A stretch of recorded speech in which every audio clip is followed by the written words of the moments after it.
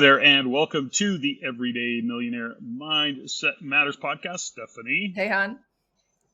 So, if you're listening and sounds a little funny, that's because we are on the road and recording on the road. So, got a little bit caught off guard with our timing of doing this particular show, but we're here and we got a great topic, and that's what I got to say about that. Well, I'm excited. I mean, to do this from a hotel room again, maybe it's going to be a thing. Maybe it's a thing. So we'll work on making sure that the sound is the best we can and our backgrounds are good, etc. So anyways, let's get to work. So, the topic that I kind of chose was based on a very busy week of webinars that we were doing. Of course, our member meetings, talking to real estate investors, small business owners. And then we celebrated my mom's 95th birthday yesterday. Awesome. So happy to be able to do that. So that meant we were talking to nieces and nephews who are in my world young, but they're now, late 30s and 40 years old. So not so young. But anyways, we got into conversations about what's going on. Now, here is the point of the topic. When we look at what's happening and going on in the world, this is right at the time where now 3 banks have melted down. We've got so much going on, geopolitical, Ukraine, Russia war, China, Taiwan. UK is melting down. Europe is melting down. Germany is freaking out. There's just a whole lot of uncertainty and stuff going on. And that can lead to, the big F word. And that is fear. And so I want to take on fear and kind of hit it on the head and understand that, when we start to have conversations about fear and sometimes just change the languaging around it, it can really have an impact, when we start to speak of it out loud. Because as I'm talking to different individuals, they're not often saying that they're fearful, although you can see it clearly, read it in their face, listen to their language, and there is a lot of fear. And the fear is well-founded, but let's talk about what do we do in this scenario? What do we do to handle fear that strikes us? And, one of the term that we often hear is frozen in fear, because that's what can happen.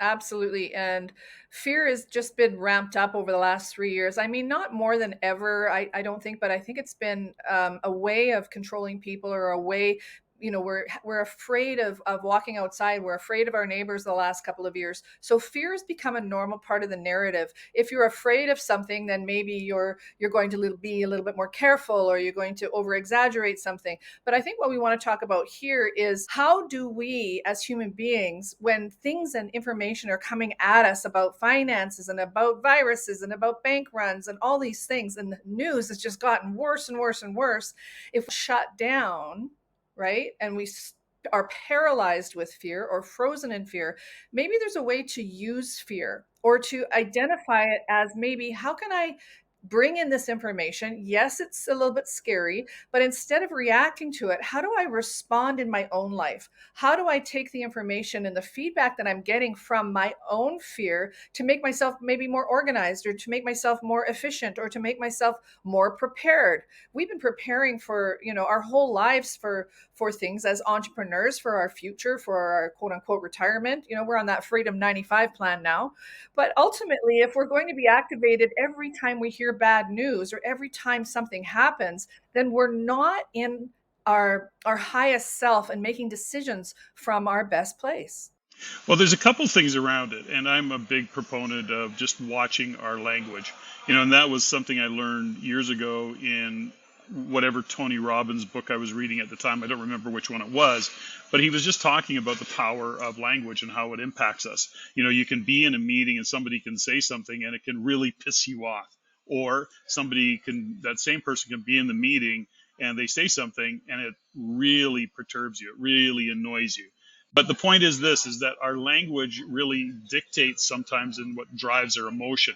And so fear is very emotional, and we have to, give it some. Fear has a purpose, and that fear is in fact to protect us. It is the old story, is that a lion in the tall grass over there, or what is it that I need to be aware of, and what am I doing that's going to protect me from that lion? So fear does have a place in life, but what we see more and more is how it will also keep you stuck and keep you from moving forward, and that's really what this is about. So if we take the word fear and people being afraid or being fearful, being frozen in fear, being paralyzed, because that's one of the topics that we have to address. In this world today, in spite of what's going on, we still have to figure out, how do we move forward? How do we work within this kind of uncertain environment, and what do we do with it? So here's a kind of a different word that I prefer to use: being concerned. One is saying that there's probably some issues, there's some things that I want to address, and I'm going to proactively look at that. Being fearful will often be the scenario that stops you from making a decision or moving forward.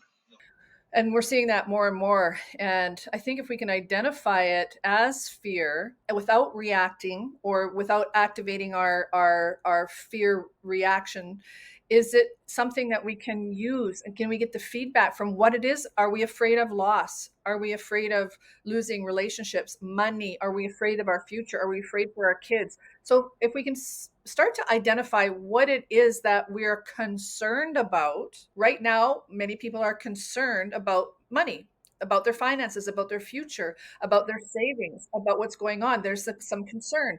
But if it turns into fear, I think that's what makes people panic. And I think what I don't want to see happen in the next little while, as things get a little tighter over economically, et cetera, is for panic actions. I mean, we saw it early in the pandemic where people were buying cases of toilet paper.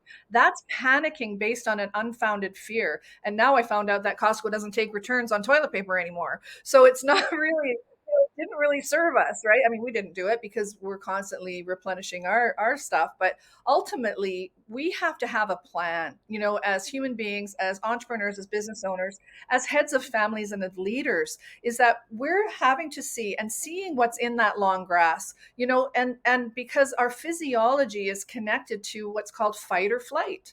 When fear gets activated, our adrenaline goes up, our cortisol levels fire, and then it actually shortens the distance between the brain, the thought, and our actions. And we can panic. And when that panic hits, it's really difficult to unwind it. So I think we want to unpack the concern, but we also want to say, okay, what are the action steps to maybe stay away from the panic that fear can create? Well, I think that, you've said a couple things there that we will really kind of prevent that whole panic scenario. So, and that is, first off, having a plan. But, let's go back to, the birthday party this past weekend. Nieces and nephews, mature, actually quite accomplished at an early age, in an early stage in their life. When I'm having conversations, they talk about the uncertainty and just how screwed up the world is. And as we kind of unpack that a little bit, and I get, curious, as I'm apt to do it. And the point is that they're not particularly well read. They don't research things all that well. They're very much bought into the mainstream media, which, if nothing we've learned over the past 3 years, is that mainstream media at best is a script or a narrative that whoever wants you to hear that narrative wants you to hear that narrative. Now, I know that can get a little bit debatable, if you will, because down a path that's going, no, that's what it is. They're giving you information, but I'm not going to go down there. What I'm saying is that it's up to us to actually research it deeper than what you might hear on the 6 o'clock news in a 3-minute segment. So the point is that when we look at fear versus concern, we start to say, okay, well, how do we create a plan? You nailed it. I think you hit it right on the head. Is that, first off, let's identify what your concerns are. Then from that, you research to say, well, what is driving those concerns? What's behind those concerns?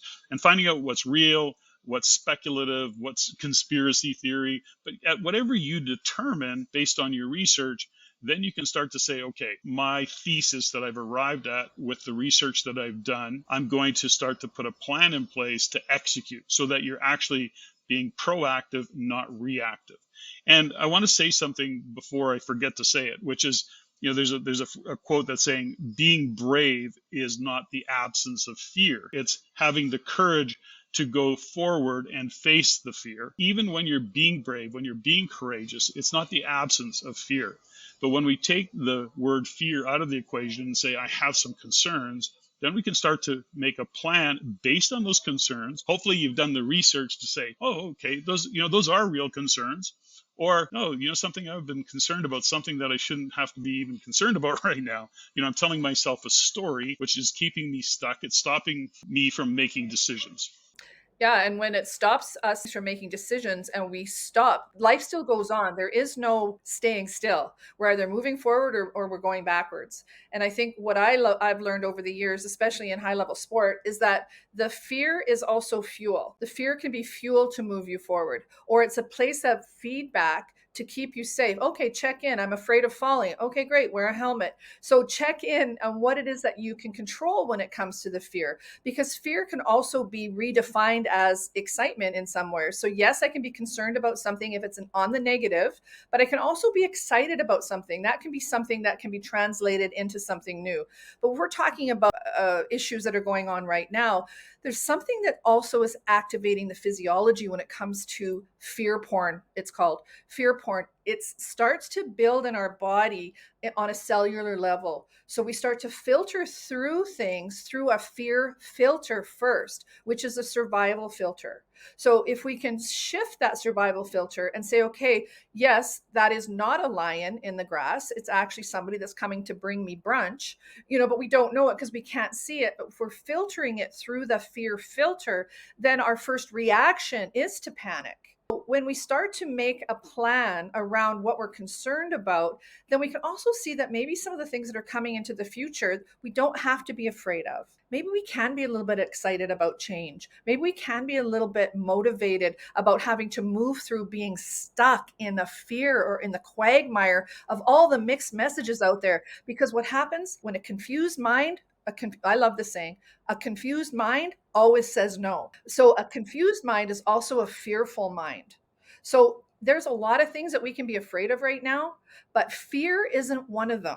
So if you're afraid of being afraid, that's your first clue to take a look at what is it that you're truly concerned about. Take some time, journal, meditate on it, because we have to have the courage going forward. The brave ones are going to move forward, make decisions, and that's where leadership's going to live. So don't let fear be your first go-to. Notice it, flip it, see if you can turn it into a concern. Understand that there's some action needs to be taken, and it doesn't have to be a panic action.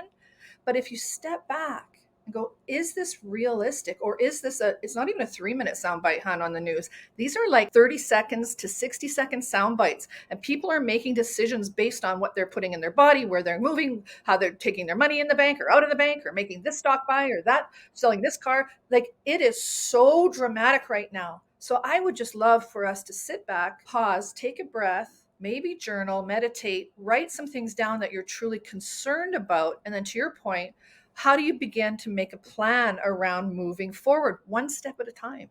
Well, let's go back to, some of what's drove this. I talk about, nieces and nephews that I had conversations with this past weekend, but it was also driven by, the RAIN community, of course, is some pretty savvy investors, some pretty sophisticated individuals. But there's also those that are going, I don't know what to do. I don't know where to turn. And so they stay, I'm going to say frozen in fear, paralyzed by the clickbait headlines. So this goes back to, when you do research, when you have concerns and you do your research. So you got to take the emotion out of it. Fear is very, very emotional, right? So especially in the fact that we're not facing lions in the grass. We are living our lives at the effect of things that we have no control over, bad government decisions or different government decisions, the geopolitical issues that are going on, bank rates, going higher and or banks melting down. So here's the thing about it. If you've got concerns, rather than do nothing and then be at the effect of reactive kind of plan. So in other words, being reactive as opposed to proactive, is that we sometimes have to create a thesis around it. So for example, with you and I in our businesses, we've got literally 3 operating businesses, all doing well to different levels. But we're also saying, okay, but we have to consider that there's a few things that are happening we have legitimate concerns about given what's happening economically. So we have to plan for that. So we do that within our businesses. So how we manage our cash flow, manage our expenses, make sure that we're liquid, we've got debt under control, whatever that might be, plus then we look at what we're doing personally. Do we believe there's going to be a fiat currency meltdown of some sort? Well, no, probably not. It's a possibility. Is it a probability? Maybe. So what do? We say, okay, well, it's a concern. We don't have to lose sleep over it. But what if we just plan for it and say, okay, well, given what's happening there, why don't we look at precious metals as a hedge against that possibility? What, is food going to spike to crazy prices, and is there going to be a food shortages? Yeah, Canada, probably not, maybe to some degree. Is it a possibility? Sure, it's a possibility. Is it a probability? Not so sure. But it's a concern. So we say, okay, to what degree will we plan for that and offset that? Will we actually, make sure that we've got extra things in the cupboard so that if we are shut down again for a week or 10 days, that we have a plan for that? So the point is that if you're fearful, you may overreact because you're being reactionary. You're not being thoughtful. You're not doing the research, and you're not addressing a concern and the level of concern. Is this a scale of 0 to 10 where 10 is high and 0 is low? Is it a 3, or is it a 7, or is it a 10? Is it a 12? So we have to look at all those things and then plan accordingly and put in place and run in parallel, because through that all, we have to still continue to live our life and not be shut down by it. We can't go down in our basements and hang out on the couch and watch TV. We have to actually continue to do business and do our life. And in parallel, we hedge our bet where we can hedge our bet. So that's the difference between being concerned and having a plan and being fearful and waiting to be reactive. Yeah, very good point. I think lots of people would like to go down in the basement and sit on the couch and have the government give them money. I mean, we saw that happen during the first couple of years of this, and that worries me because it does change the satiation or our ability to process fear and our ability to process decision makings in our own lives. And some of the tactics that when I get afraid, or if I'm starting to feel a certain charge in my body and I'm getting information that's activating that panic or that fear response, is breathing. Breathing really helps. Breathing to me is the number one key thing to do that helps me focus on my plan. So I have a couple little games that I play. The first one is I have a sleep at night fund. I have different we have different financial plans that we've worked. One of the ones that I really appreciate that we committed to early on in our marriage was to live under our means, to live and to have what we want and to build and to grow, but never to live up to what we earn. I learned that working in the NHL with hockey players. They would make $1 million and then they would live up to the $1 million line, and they would have to get a raise or something would happen, but then they're making $7 million. Next thing you know, they're moving into a $6.5 million house. So it was a real wake up call for me, and it scared me because I realized that's also a mentality. If I'm not taking care of the finances in a way that doesn't create panic or fear, I'm going to get to the end of the month and there's going to be too much month left at the end of the money. So little things like I refuse to carry any consumer debt. I mean, I know that's difficult, and I'm so grateful that I learned that lesson. I learned the hard way. As a young university student, I used to just throw my bills in the garbage because I didn't understand the power of money, and I paid the price for that. But later on, I started to realize that I needed to remove the fear for me around finances and future and money, etc. And what I did was to really understand how credit worked. So I'm no longer afraid financially. My fears are showing up differently, with kids and grandkids and the things that what is their future going to be. So those are the things that I want to bring into my awareness so that I can help our kids and nieces and nephews and grandkids, etc., and the people around us make some plans in the direction, because you can't unwind certain things that have happened right now. And it is scary for a lot of people. But I also know that in your life, if you're listening to this still, in your life, there are things that you can control and that you have done a good job on. So focus on those things and see if you can get more feedback on the things that you have done well and the things that you're not afraid of. Where are you confident? Where are you brave? What is the gain instead of just the gap? Because I know when we talk about the book, The Gap and the Gain, there's so much fear that lives in that gap. But I think, if you can take something forward, and it's one of the biggest things that you're afraid of, maybe in one of your 7 areas is it's maybe you just lost your job, or you've walked away from a job for whatever reason. What is it that you can control? And I find that really helps manage fear. Well, this is something that, something that you said is that, certainly we came with this podcast understanding that, we're not speaking to the masses. And, really, if anything, if you're listening to this, it's really designed to say, well, what's going to set you apart from the masses? And ultimately, people go down this path because it seems the right thing, that everybody else is doing it. And we're kind of the contrarian in those conversations. If everybody's going right, you better look left. There's something missing probably. So that's part of why we even drive this conversation information and understand, because we are talking to a lot of people and we see the different perspectives that people have of how they make choices and how they make decisions to move forward, and where they get stuck and actually don't move forward. I think about Rain, for example. 30 years we've been around. I've been part of this organization for 22 years, and I'm talking about the Real Estate Investment Network. And we're thousands of real estate investors, and I see the uncertainty that people are facing today, and they're frozen by that uncertainty. Where there's those who have experience going, no, this is the time that where I can really capitalize and leverage this uncertainty to move forward. We've kind of always been that lighthouse in the storm, that place to get grounded, because we've been through this before. And so wherever you are in your life and what you're doing in your business, your careers, perhaps, we start to understand that seek the lighthouse. Where can you get grounded? And what can you not only do for yourself, but what is the environment? We've talked about this so many times. What is the environment that you can step into, create for yourself? What is the environment that you can find that you're not alone in this, and you don't have to be alone? I think that's a very, very strong message. When we think about coaching programs that we've run over the years, one of the insights that I think most people get is that they realize that in this, a small group of people, that everybody is facing different levels of fear, of uncertainty, of I don't know what to do, I don't know where to go. And then all of a sudden you get into a group of people where creativity can start to show up. There's a phrase that we like to use, or I use often, which is confidence is rarely owned. It's almost always borrowed. And where is confidence borrowed? It's borrowed from like-minded individuals when you put yourself into that environment.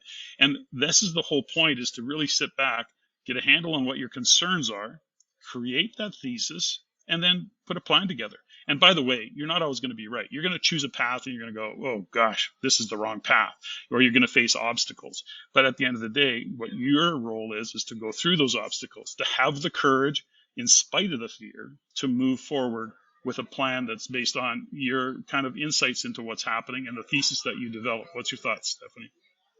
Well, I think we only have as much information as we can have in the moment. And we're getting this information overload thing right now happening on such a high level and a pace that is unprecedented.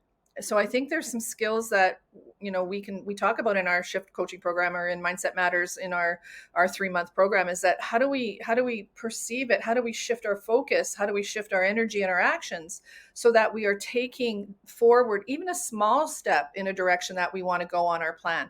Making a plan is, honestly, to me, the easiest, safest, most impactful tool that we can have. Does the plan change? Absolutely. But if we know what direction, if we're going to Jasper and we want to take Highway 16 and there's something on the road, we just take another highway. We go around the back roads. We're still going to Jasper. And I always say to the athletes, we're going World Championships next week in Japan, in Saitama. And there's a lot of fear going on right now, of travel, of losing, of winning. And it's crazy, the amount of fear. But the goal hasn't changed. We're still going to Japan. We're still going to win. So let's ride that fear, try to even out some of the highs and the lows so that the decisions that you make are still moving you towards the goal. Because ultimately, when you have a plan and you want to stick to that plan and you have a desired outcome that is bigger than that, and you know what your why is, it doesn't matter really how much fear porn shows up in your life, because it's going to keep happening. Just don't shut down around it. Give yourself an opening. Surround yourself with like-minded people. That's what we do with Quantum Speed, with Pro Skate, with Rain, Ice Academy Montreal. Like-minded people have the energy and the commitment and the shared and borrowed confidence that sometimes we need when we don't feel it ourselves. So don't get caught in a silo. If the powers that be say, go stay home and sit in your basement and don't talk to your neighbors, stop it. Do the opposite. Do the opposite, because that inertia that happens when we sit in our fear is so addictive and so powerful that it takes a lot to get that that boat going again. So if you can, pause, stop it. Don't give into it. The inertia that it takes to overcome it can be exhausting, and sometimes people will just give up. And I don't want to see that. The people that are listening to this podcast, we're leaders. I know you're a leader. Our family this weekend, seeing our daughter and grandkids and all the nieces and nephews living their lives, we want to create that conversation for them, so they're not just watching the news, shutting down, sitting in the basement, putting bubble wrap on their children. We still have to live. Whatever you're saying, Patrick, as well, financially, things are happening. Is it a possibility? Is it a probability? Maybe. Plan for it. Don't stick your head in the sand. Okay, so as we wind this down, let's kind of bring a summary home. Think about what you're operating on top of, if you are. Are you feeling frozen in fear? Can you identify that feeling as fear, that emotional kind of decision making that you might be making rather than having a plan and a thought process? Turn that fear, use the language of I have some concerns rather than I'm freaked out or I'm afraid. Even shifting to the word concern and understanding the meaning of the word concern changes how you approach what you're concerned about.